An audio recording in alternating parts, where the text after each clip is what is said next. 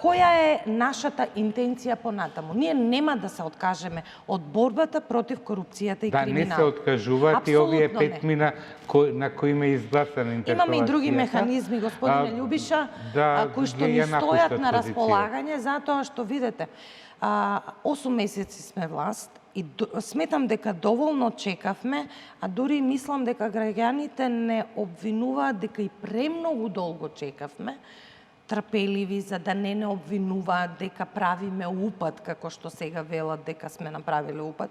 Упад се знае кој е одговорен во оваа држава за упад во Уставот. Социјалдемократскиот сојуз. Крај на приказната.